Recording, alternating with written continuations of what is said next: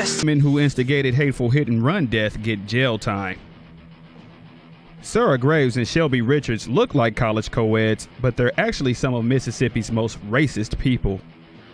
They, along with these men, are now in the slammer for the vicious beating and murder of this man, James Anderson, into running Anderson over with his truck, killing him. 3 teenagers who assaulted and killed a black man in Mississippi have been sentenced to prison. 3 of the 10 teenagers who assaulted and later killed 47-year-old car plant worker James Craig Anderson were sentenced to federal prison on Tuesday. The group often drove to Jackson to harass drunk or homeless blacks with beer bottles and slingshots. Hey guys, welcome back to my channel here. It's Lavender here, and today I'm doing another true crime case. Today I'm doing the true crime case, the hate crime murder of James Craig Anderson, who was killed by white supremacists. So let's get started into this true crime case video. So this true crime case has been featured in media and TV, such as, I've only found one. He was actually featured, this whole true crime case was actually featured in Love and Hate Crime Murder in Mississippi episode. So let's get on to the backstory of the story, and then we'll get on to the actual story itself. So background of the victim. James Craig Anderson was a 47-year-old African-American man who was murdered in a hate crime in Jackson, Mississippi on June 26, 2011 by 18-year-old Daryl Dimon of Brandon. At the time of his death, Anderson was working as the assembly line. He's working on an assembly line at the Nazin plant in Canton and raising an adopted son with his partner. According to police, Deadman and his friends, a group of white teenagers, robbed and repeatedly beat Anderson before he ended up getting run over by the truck, before the racists ran him over the truck, causing fatal injuries leading to his death. A motel security camera showed Denman and his associates, as well as everyone involved, running Anderson over with his truck. Now on to the actual things that led up to this whole event, etc. The actual stories. Here we go. A group of racist white supremacist white men and women were drinking and partying in the small town of Puckett in a predominantly white county part of Mississippi. According to law enforcement officials and the police, the veteran police officer Eric Fox of the Jackson Police Department, Daryl Didman, an 18-year-old white man from Jackson, suburb of Brandon, Mississippi, led the group in planning the attack blacks in Jackson. They talked about collecting bottles to throw at black people. The group split up between Deadman's green 1998 Ford F-250 truck and a white Jeep Cherokee. They each drove 16 miles, 26 kilometers west on Interstate 20 to a predominantly black area and county on the western edge of Jackson. According to prosecutors, the people in the Jeep were first to spot James Craig Anderson near his truck in the parking lot at the Metro Inn Jackson at 5 a.m. on June 26. They contacted Deadman and others to join them. The 2 vehicles with a group of whites pulled off the freeway into the motel parking lot. The group said that they believed Anderson was going to try to steal a vehicle because they saw him trying to break into one. The vehicle was Anderson's own. He had lost his keys. The group repeatedly beat Anderson and robbed him. The district attorney said, citing reports and witnesses, videos from a motel security camera shows the perpetrators entering and leaving the picture frame, but did not capture the beating itself. One witness reported that one of the perpetrators yelled "White Power," then returned back to his truck after the beating.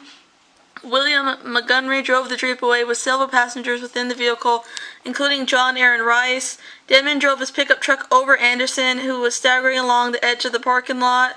This attack was captured on video. Deadman caused fatal injuries, and Anderson died a few days later at the hospital. Deadman left the scene at a high-speed rate. Later, Deadman boasted about beating and running Anderson over, saying, "I ran that N-word over," to his accomplices in the Jeep. Law enforcement officials said that Deadman repeated that statement with the racial slur and other subsequent conversations with the police. Deadman was arrested by the Hinds County Sheriff on July 6 and was charged with capital murder. The incident was considered to be racially motivated hate crime. Hinds County District Attorney Robert Shielder Smith said the killings spoke racial slurs during the attack at the victim. This was a crime of hate, he told CNN. Deadman murdered this man because he was black, solely based on the color of his skin. John Anderson Rice, then a teenager, assaulted Anderson before he was run over, and he was charged with a simple assault. Rice was released on a $5,000 bail. Prosecutors pursued additional charges against Rice as well as Deadman's other accomplices who were at the scene at the time. The FBI opened an investigation into the crime as a civil rights violation. FBI spokeswoman Deborah Madden said on August 17th that the Bureau wanted to determine whether federal civil rights crimes occurred during, including the hate crimes. Their investigation revealed a larger pattern of attacks against African Americans from 2012 all the way to 2014. The FBI indicted a total of 10 individuals in this case involved in a conspiracy to commit hate crime charges against anyone who is African American in Jackson, including the attack against Anderson. 4 other incidents beginning in the spring of 2011, extending through March 22, 2012, include the following: punching and kicking an African American man walking near a golf course in the head and body until he begged for his life, attempting to run over an African American man in a parking lot that quickly accelerated their vehicle in an attempt to hit him on purpose. The man was able to jump out of the way, throwing glass bottles at African American targeted victims, using a slingshot to attack various African American individuals, including a teenage boy riding a bike. On September 20th, a grand jury indicted Deadman on charges of capital murder, as well as the hate crime charges. Capital murder in Mississippi carries the sentences of death or life in prison without parole, and the state's hate crime law provides even more serious sentences for this case. Deadman entered a plea of not guilty at the preeminent hearing on September 30th. On March 21st, 2012, he entered a guilty plea and a federal hate crime charge. He was sentenced to 2 consecutive life sentences in prison because the family did not want the death penalty.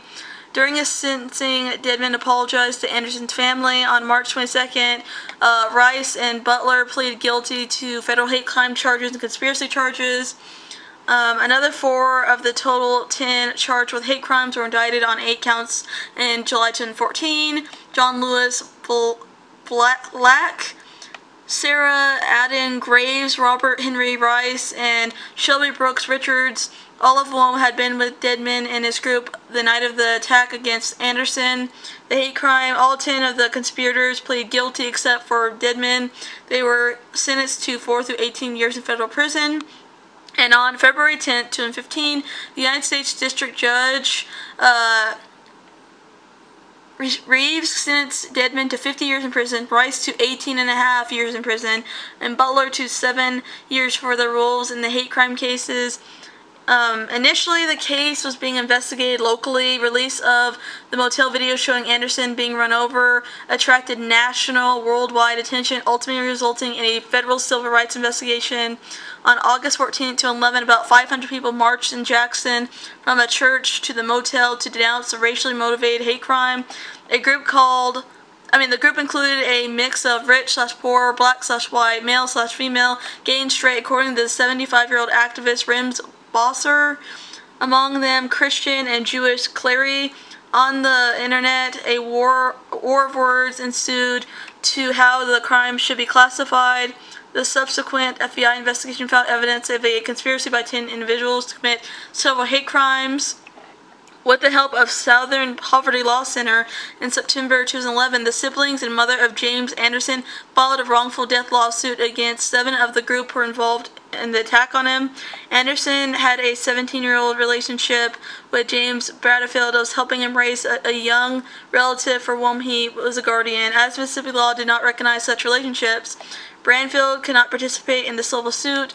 On behalf of the Anderson family, his sister wrote a letter to the County District Attorney Robert Soller Smith requesting that those responsible for Anderson's death be spared from the death penalty, citing the family's Christian values. Later on, the family actually established the James Craig Anderson Foundation for Racial Tolerance Foundation. So if you guys like this video, don't forget to comment, like, and subscribe. Bye guys, next video.